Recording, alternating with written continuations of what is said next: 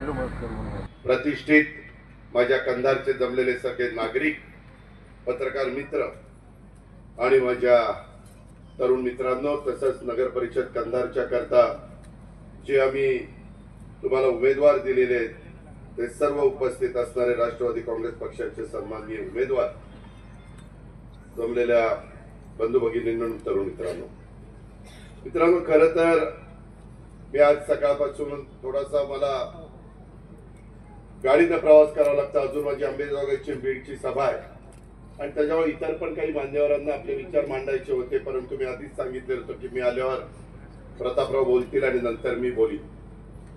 मित्रांनो, वेळ कमी आहे आणि 2 तारखेला राज्यातल्या 288 नगरपंचायती नगर परिषदेच्या बाबतीमध्ये जनतेला निर्णय घ्यायचा आहे की 5 वर्षाच्या करता सूत्र कोणाच्या हातामध्ये द्यायची. जवळपास 8-9 वर्ष झाली निवडणुका झाल्या नाही.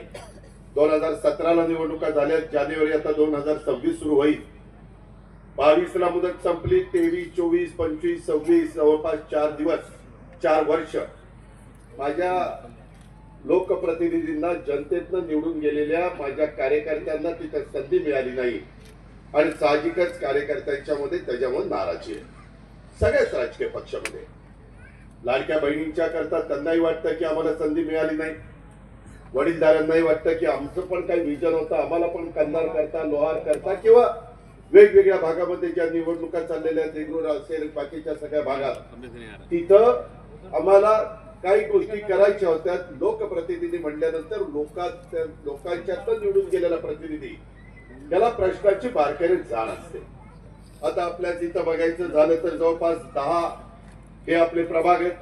प्रत्येक प्रभागातनं 2-2 लोक निवडून द्यायचे आणि काही जुने 20 आणि 21 नगराध्यक्ष.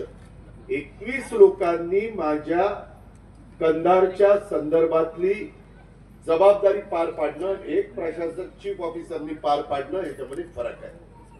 पण ठीक आहे, आरक्षणामुळं सुप्रीम कोर्टात केसेस होत्या, हायकोर्टात केसेस होत्या आणि त्याच्यामुळं उशीर होत गेला. आता पण उद्याच्या मंगळवारी सुप्रीम कोर्टामध्ये काय निकाल लागतोय त्याच्याकरता संपूर्ण राज्याचे डोळे लागलेले, कारण ते शेवटी संविधानाने, घटनेने त्यांना अधिकार दिलेला आहे. घटनेचे शिल्पकार डॉक्टर बाबासाहेब आंबेडकरांनी आपल्याला जगातलं सर्वोत्कृष्ट अशा प्रकारचं संविधान दिलेलं आहे. त्याचा आदर, त्याचा अभिमान तुम्हाला मला सगळ्यांना आहे. आज या ऐतिहासिक कंधार नगर परिषदेच्या निवडणुकीच्या प्रचार सभेच्या निमित्तानं माझ्या कंधार नगरपालिकेच्या ऐतिहासिक अशा छत्रपती शिवाजी महाराज चौकात उपस्थित असलेल्या सर्व माझ्या मायमाऊलींचं, माझ्या लाडक्या बहिणींचं, माझ्या बांधवांचं, माझ्या तरुण मित्रांचं, तमाम कंधारकरांचं मी मनापासून स्वागत करतो. आम्ही शिवशाहू फुले आंबेडकरांच्या विचारधारेने पुढे चाललेलं. मी महाराष्ट्राला सांगत असतो की बाबांनो, याच्या आधी हिंदवी स्वराज्याची स्थापना करत असताना 18 पगड जाती, 12 बलुतेदारांना घेऊन रयतेचं राज्य महाराजांनी त्या काळामध्ये बसवलं, स्थापन केलं आणि त्याच विचारांनी अनेक राज्यकर्ते पुढे गेले. आपण का शिवशाहू फुले आंबेडकरांचा उल्लेख करतो? कारण यांनी स्वतःच्या हयातीमध्ये सर्वांना न्याय देण्याचा प्रयत्न केला, सर्व समावेशक समाज उभा करण्याचा प्रयत्न केला. माणुसकीमध्ये भेदभाव केला नाही. माणुसकी महत्वाची आहे. तुम्ही मी कुणाच्या पोटी जन्माला यायचं हे आपल्या तुमच्या हातात नाहीये, पण जन्माला आल्यानंतर सगळ्यांनी एकोप्याने राहावं, जातीय सलोखा ठेवावा, जातीमध्ये धर्मामध्ये अंतर पडून देऊ नये आणि पोलीस यंत्रणेने त्या भागातली कायदा सुव्यवस्था चांगली ठेवण्याच्या करता कसोशीने प्रयत्न केला पाहिजे. ही खऱ्या अर्थाने आपण या महाराष्ट्राचं प्रतिनिधित्व करत असताना, राज्याला पुढे नेत असताना, राज्य प्रगतीच्या दिशेने नेत असताना आपल्याला ते काम करायचं असतं. मी या ऐतिहासिक सांस्कृतिक कंधार नगरीमध्ये संत साधू महाराज मठ संस्थान आणि हाजी सय्यद सरवरे मखदूम दर्ग्याच्या चरणी सुरुवातीलाच नतमस्तक होतो. आज अजून एक आहे, शीख धर्मीयांचे यांचा आज शहीद दिन आहे आणि खरं तर ते त्यांचं 350वं बलिदान वर्ष आहे. मानवाधिकाराच्यासाठी त्यांनी स्वतः बलिदान दिलं त्या निमित्तानं मी त्यांना देखील अभिवादन करतो. माझ्या कंधारला एक वेगळ्या प्रकारचा वारसा आणि इतिहास आहे. कंधार हे केवळ शहर नाहीये, तर हे ऐतिहासिक अशा प्रकारची कंधारची भूमी आहे. या भूमीत राष्ट्रकूटकालीन शेकडो वर्ष उभा असणारा हा भुईकोट किल्ला याची साक्ष आज देखील जगाला देतो, देशाला देतो, राज्याला देतो, माझ्या मराठवाड्याला देतो, माझ्या कंधारकरांना देतो. आणि त्याचबरोबर कंधारला स्वातंत्र्य लढ्याचा एक मोठा वारसा हा देखील मिळालेला आहे. कंधार आणि परिसरातले अनेक स्वातंत्र्य सैनिकांनी देशाच्या स्वातंत्र्यासाठी प्राणपणाने लढा दिलेला आपण सगळ्यांनी इतिहासात वाचलेला आहे. अनेकांना त्याच्याबद्दलची माहिती आहे. आणि ह्या सगळ्या बाबतीमध्ये या निमित्तानं या प्रती मी राज्याचा उपमुख्यमंत्री म्हणून कृतज्ञता व्यक्त करतो. आजूबाजूच्या परिसरातील शतकानुशतक अशा वर्षाची चालत असलेली व्यापारपेठ हे माझ्या कंधारचं वैभव आहे. त्याचा उल्लेख आता प्रतापरावांनी केला, त्याच्या आधीच्याही वक्त्यांनी केला असेल. मित्रांनो, या कंधार नगरपालिका ही तसं बघितलं तर 1953 सालची, म्हणजे देशाला स्वातंत्र्य मिळालं तर 47 आणि नंतर 6 वर्षांनीच इथली नगरपालिका ही अस्तित्वात आलेली आहे. कंधार तालुक्याची निर्मिती झाल्यानंतर लोहा तालुक्यातील लोहा नगर परिषद सुद्धा आम्ही तिथे राष्ट्रवादी काँग्रेस पक्षाचा घड्याळाचं चिन्ह देऊन पॅनल उभं केलेलं आहे. आणि कंधार आणि लोहा या दोन्ही ठिकाणी एक ऐतिहासिक विजय हा आम्हाला पाहिजे. तुमचे आशीर्वाद आम्हाला पाहिजे, तुमचा पाठिंबा पाहिजे, तुमचं सहकार्य पाहिजे. तुम्ही आम्हाला आशीर्वाद द्या. तुम्ही आमच्या स्वप्नीलला आणि आमच्या शरद पवार यांना लोहा आणि कंधारच्या बाबतीमध्ये या दोन्ही शहरांचं प्रतिनिधित्व करण्याची संधी द्या. मी सगळ्या नेते मंडळींच्या साक्षीने सांगतो, लाडक्या बहिणींच्या साक्षीने सांगतो, लोहाचा आमचा नगराध्यक्ष शरद आणि आमच्या कंधारचा नगराध्यक्ष होणारा स्वप्नील, हे कुठेही त्याला हनुमंत पण म्हणतात आणि स्वप्नील पण म्हणतात. हनुमंत उर्फ स्वप्नील, नाहीतर काही म्हणतील अरे हनुमंत रुबाई स्वप्नील काय करतो, तर हनुमंत उर्फ स्वप्नील, त्याला तुम्ही तुमच्या सगळ्यांचं प्रतिनिधित्व करण्याची संधी द्या. हा बोलतो बाबा, अरे बोलतो ना बाबा, अरे बोलतो म्हणलं ना. आंदोलन झाली, अनेक राज्यकर्त्यांच्या काळामध्ये झाली आणि त्याच्यातून पण चर्चा करून माझ्या मराठवाड्यामध्ये हे निजामशाहीचा इथं बरेच वर्ष राज्य होतं आणि त्याच्यामुळं पश्चिम महाराष्ट्र असेल, विदर्भ असेल, उत्तर महाराष्ट्र असेल, कोकण असेल, या भागातल्या लोकांना कुणबीचं सर्टिफिकेट मिळतं, परंतु माझ्या मराठवाड्यात मिळत नाही. त्याच्याही करता आपण हैदराबादला टीम पाठवली होती, त्याचा अभ्यास केला, समिती नेमली, काही लोकांचं जुनं रेकॉर्ड मिळालं. जो शेती पूर्वीपासून करत होता तो कुणबी, अशा पद्धतीने त्याच्यात पण आपलं काम चाललेलं आहे. मी त्याच्याबद्दल जास्त बोलून आपला सगळ्यांचा वेळ घेत नाही, पण आम्ही कुठल्याही बाबतीमध्ये जे काही लोकांची रास्त मागणी असेल, योग्य मागणी असेल, त्याचा सकारात्मक विचार करणारं हे महायुतीचं सरकार आहे, हे पहिल्यांदाच मी आपल्या सगळ्यांच्या लक्षामध्ये आणून देऊ इच्छितो. मित्रांनो, कंधार शहरामध्ये आम्ही तरुण, शिक्षित, विकासभिमुख नेतृत्व मिळावं म्हणून राष्ट्रवादी काँग्रेस पक्षाच्या माध्यमातून स्वप्नील उर्फ हनुमंत लुंगारे पाटील यांना नगराध्यक्ष पदाची उमेदवारी दिलेली आहे. त्यांना राजकीय वारसा लाभलेला आहे. त्याच्या मातोश्री कमलताई लुंगारे पाटील त्या पूर्वी ह्या शहराच्या नगराध्यक्षा होत्या. त्यांनी त्या काळात उत्तम कामगिरी बजावलेली आहे. स्वप्नील देखील तरुण आहे, त्याला ह्या शहराची जाण आहे, विकासाची दृष्टी आहे आणि विशेषतः आपले लोकप्रिय आमदार प्रतापराव चिखलीकर पाटील यांचं भक्कम पाठबळ त्यांना कंधारच्या विकास अधिक वेगाने होण्याच्या करता मिळणार आहे. इथं आमदार साहेब त्याला पाठिंबा देतील. राज्यामध्ये मी आमदार साहेबांनी आणलेली कामं करण्याच्या करता मनापासून प्रयत्न करीन, कारण मी शब्दाचा पक्का आहे, त्याच्यामध्ये कुठली अडचण येणार नाही. आज इथं कंधारच्या बरोबर आमच्या लोह्याचे नगराध्यक्ष शरदजी पण इथं आलेले आहेत. त्याच्यामध्ये एकंदरीतच इथंही आता गर्दी होती. शेतकरी कुटुंबातला एक आमचा सहकारी आहे, त्यालाही नगरपालिकेचा अनुभव आहे. त्याच्यामध्ये मला तिथेही सभा द्यायची होती, पण कमी वेळेमध्ये सगळीकडे सभा देणं शक्य नाही. मला कार्यकर्त्यांना सांगायचंय, ही निवडणूक ही फक्त लोहा किंवा कंधारची निवडणूक नाहीये, तर लोहा शहर आणि कंधार शहराच्या पुढच्या विकासाची दिशा देणारी ही निवडणूक आहे. कंधारचा आणि माझ्या लोह्याचा विकास हाच आपलं उद्दिष्ट आहे आणि त्यामुळे त्या दृष्टीनं तुम्हाला मला आपल्याला सगळ्यांना काम करायचंय. या निवडणुकीच्या निमित्तानं मला कंधारकरांना सांगायचंय की पुढच्या विकासाला दिशा देण्याची ही निवडणूक आहे. कंधारचा विकास किंवा लोह्याचा विकास हेच आम्हाला सगळ्यांना साध्य करायचंय आणि त्या दृष्टीनं आपल्याला काम करायचंय. तसं बघितलं तर हे आपलं शहर एक महत्वाचं शैक्षणिक, सामाजिक आणि व्यापारिक केंद्र आहे. कंधार शहर तसं बघितलं तर अत्यंत एक ऐतिहासिककालीन असं जुनं शहर आहे. कंधार मधून जाणारी कंधार, पांगरा आणि नांदेड आणि कंधार लोहा, कंधार कुरुळ, कंधार मुखेड हे महत्वाचे रस्ते, या 4 रस्त्यांनी राज्य मार्गाचा दर्जा देण्याची मागणी आमदार प्रतापराव चिखलीकर साहेबांनी केलेली आहे. मी या निमित्तानं सांगू इच्छितो की कंधारच्या विकासासाठी या मार्गाचा राज्य मार्गाचा दर्जा देऊन त्याला कशी मदत करता येईल, त्याच्यात कसा मार्ग काढता येईल. मग वेळ पडली तर केंद्रीय रस्त्याची जबाबदारी असणारे नॅशनल हायवेचे मंत्री हे नितीन गडकरी साहेब आहेत.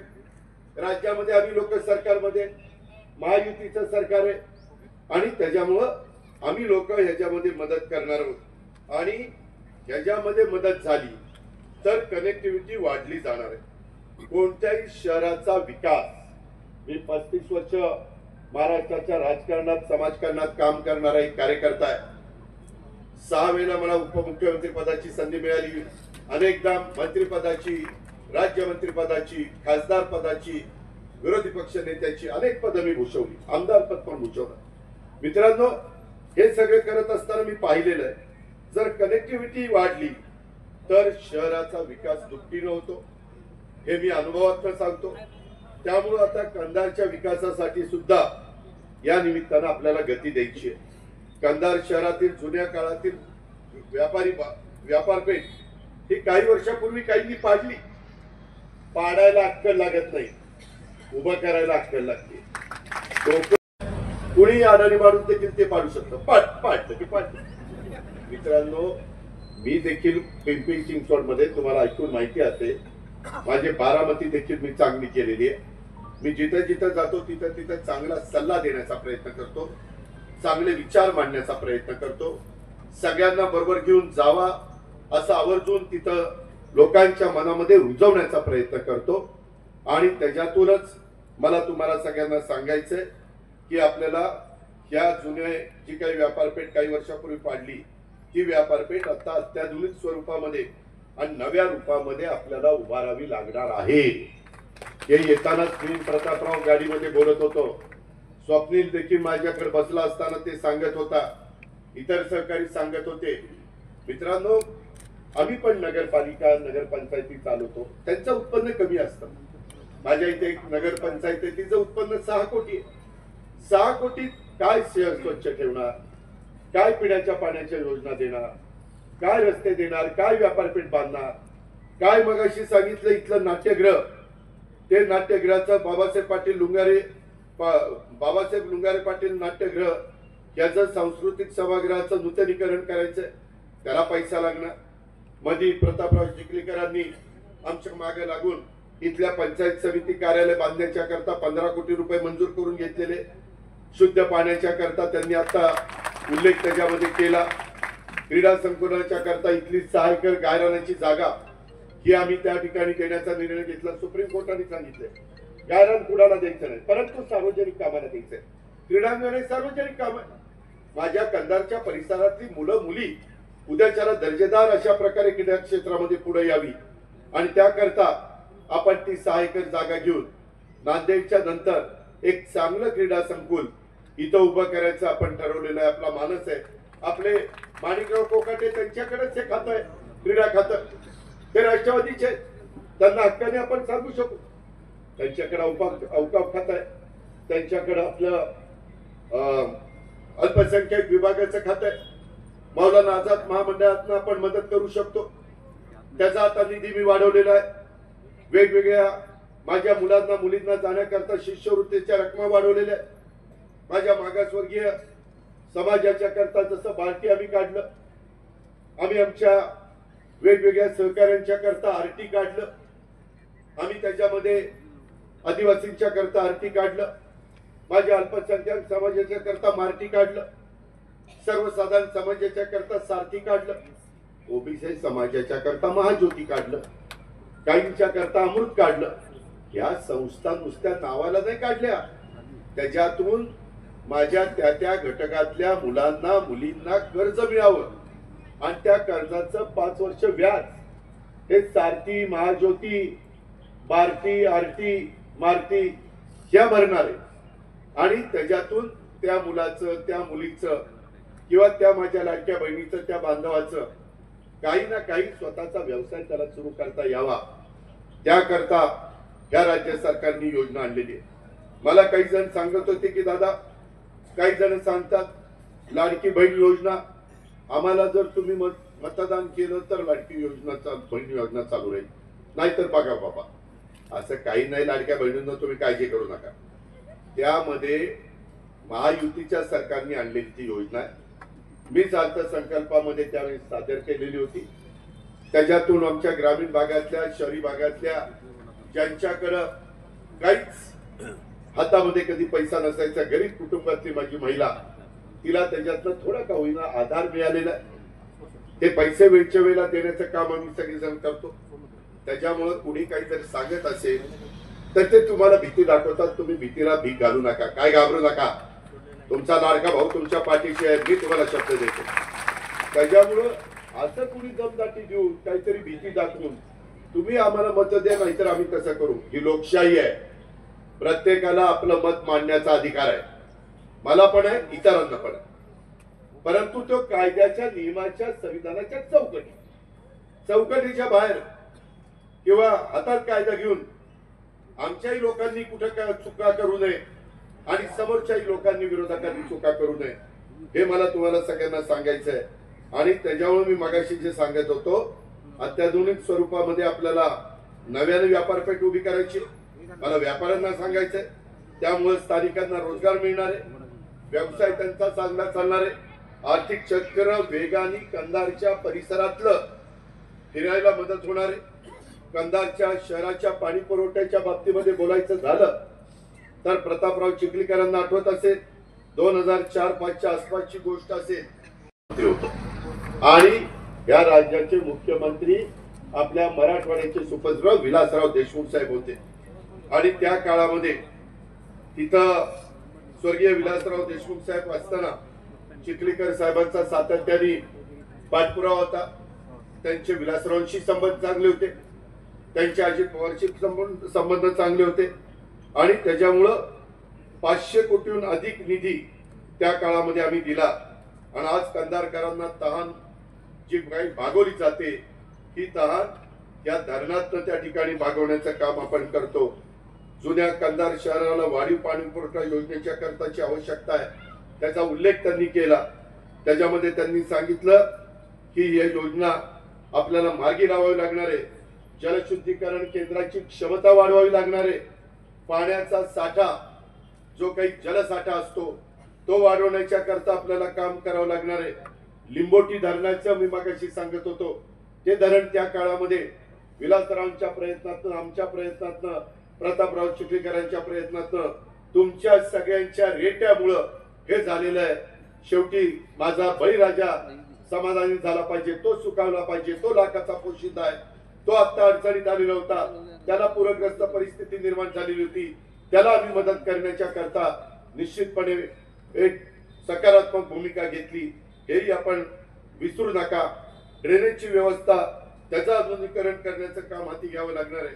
शहर वाढत असताना त्याच्या मूलभूत गरजा ह्या मजबूत असल्या पाहिजेत आणि ही आमची ठाम भूमिका आहे. यंदाचा पाऊस कधी नव्हता एवढा प्रचंड पाऊस पडलेला आहे. त्याच्यामुळे आपल्या मन्याड नदीला देखील भयंकर पूर आल्या, या पुरात लोक अडकले, त्यांच्या जीवनमानाचा प्रश्न निर्माण झाला। त्यावेळी चिखलीकर साहेबांनी मला उभ्या पावसात व्हिडिओ कॉल केला होता। पुरात अडकलेल्या लोकांची सुटका करण्यासाठी त्यांनी मला एक आव्हान केलेलं होतं। आजही त्या कुटुंबाच्या पाठीशी आम्ही सगळेजण ठामपणे उभे आहोत। महायुतीच्या सरकारने पहिल्या टप्प्यामध्ये दिवाळीच्या आधी पूरग्रस्तांच्या लोकांना पुन्हा उभं करण्याकरता 32,000 कोटीचं पॅकेज दिलं आणि नंतर पुन्हा पाऊस माझ्या दिवाळी नंतर पण पाऊस पडला आणि त्याच्यात पण आम्ही 8,000 कोटी रुपये दिले। अशा पद्धतीने या सरकारच्या माध्यमातून आम्ही सगळ्यांनी काम केलेले आपण सगळ्यांनी पाहिलेली आहे। मित्रांनो, आम्ही तुम्हाला स्पष्टपणे सांगतो, तुम्हाला उद्याच्या काळामध्ये कुणाच्या हातात दोहा आणि कंदारची सूत्र द्यायची, इतरही भागातली सूत्र द्यायची। ती सूत्र देत असताना आपला फायदा कशात आहे तुम्ही पहा। इथला लोकप्रतिनिधी कोण आहे? प्रतापराव चिखलीकर आहेत, ते सत्ताधारी पक्षाचे, ते राष्ट्रवादी पक्षाचे, त्यांचा पक्ष सरकारमध्ये, त्यांच्या हातामध्ये वेगवेगळी महत्वाची खाती आहेत। कृषी खाता आहे, अर्थ आहे, नियोजन आहे, एक्साइज आहे, क्रीडा आहे, अल्पसंख्याक आहे, अवकाफ आहे, मदत पुनर्वसन आहे, त्याच्यामध्ये वैद्यकीय शिक्षण आहे, आरोग्य पण चांगलं ठेवायचं असतं, तेही काम त्याच्यामध्ये करता येईल। त्याच्यामध्ये अन्न नागरी पुरवठा खातं आहे, महिला आणि बाल विकास, महिलांचा आणि बालकांचा विकास करण्याच्या करता ते महत्वाचं खातं आहे। अशी अनेक प्रकारची खाती ही आमच्याकडे, इतर पण आमच्या मित्र पक्षांच्याकडे, त्याबद्दल दुमत नाही। पण माझं तुम्हाला सगळ्यांना सांगणं आहे की तुम्हाला प्रतापराव चिखलीकर हे डीपीसीचा पण निधी आणून देऊ शकतात, विकासाचा निधी म्हणून ते सभागृहामध्ये देखील मुद्दे मांडू शकतात की माझ्या लोहा कंधारला, माझ्या नांदेड जिल्ह्याला या गोष्टी मिळाल्या पाहिजे आणि त्याच्यातनं तुमचं तिथं ते प्रतिनिधित्व करतात। उद्याच्याला ते वेगवेगळ्या मंत्र्यांच्याकडे, मी सत्ताधारी पक्षाचा आमदार आहे, मला विकासाकरता मदत करा हे हक्काने सांगू शकता। आणि त्याकरता माझी आपल्याला सगळ्यांना विनंती आहे की छत्रपती शिवाजी महाराजांचा, लोकशाहीर अण्णाभाऊ साठेंचा, डॉक्टर बाबासाहेब आंबेडकरांचा, या महापुरुषांच्या पुतळ्याच्या पण उभारणीचं काम हे आपल्याला त्या ठिकाणी पूर्णत्वाला द्यायचंय। वीर शिरोमणी महाराणा प्रताप सिंह चौक येथे सुशोभीकरणाचं काम चाललेलं आहे, तिथं पण आपल्याला ते काम पूर्णत्वाला द्यायचंय। त्याचबरोबर शहरामध्ये ग्लोबल वॉर्मिंगचं संकट टाळण्याच्या करता आपल्याला झाडं लावायचा कार्यक्रम घ्यायचा आहे। मध्ये डिवायडरला झाडं लावायची, ती कशी जगतील? मित्रांनो, आमच्या ओळखी खूप झालेल्या आहेत। आम्ही एसआरएचा पण उद्याच्याला निधी आणू शकतो। उद्या हनुमंत उर्फ स्वप्नीलनी किंवा शरदने आम्हाला सांगितलं की दादा आम्हाला ॲम्ब्युलन्स पाहिजे। मी एसआरएच्या निमित्तानं, एसआरए नाही, सीएसआरच्या निमित्ताने मी काही उद्योगपतींना विनंती करू शकेन ना, आम्ही केलेली आहे। करोनाच्या काळात किंवा अलीकडच्या काळात त्यांच्या नफ्याच्या काही टक्के सीएसआर देता येतो। फक्त एकच निधी नाही, अशा वेगवेगळ्या प्रकारचा निधी हा माझ्या कंधार, माझ्या लोहाच्या सर्वांगीण विकासाच्या करता आला तर आपल्या शहराचा सर्वांगीण विकास होणार आहे। आपले भूमिहीन असणारी लोक, त्यांना हक्काची घरं द्यावी लागतील, त्याच्यात केंद्राची राज्याची योजना आहे, त्याच्यात आपल्याकडे निधी आहे, त्याच्यात शिवराज चव्हाण साहेबांनी अटी शिथिल केलेल्या आहे। आणि यामध्ये माझा मागासवर्गीय समाज इथं आहे, माझा अल्पसंख्याक समाज इथं आहे आणि आमचा बहुजन समाज पण आहे, इतर मागासवर्गीय समाज पण आहे। बाबांनो, आपल्याला सगळ्यांना बरोबर घेऊन जात असताना मला एवढंच सांगायचं आहे की 22,242 एकूण तुमचं मतदान आहे आणि त्याच्यामध्ये मुस्लिम, मागासवर्गीय, भटके, सर्वसाधारण, ओबीसी असे सर्व घटकातले माझे सहकारी इथं राहतात। त्यामध्ये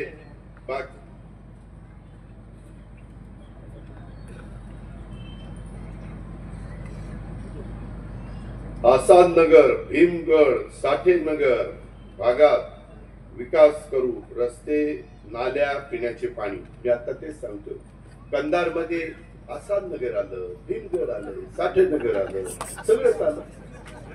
आता ठराविकच नावं घेतली की लोक म्हणतील की आलं याला काय तेवढंच सुचते काय.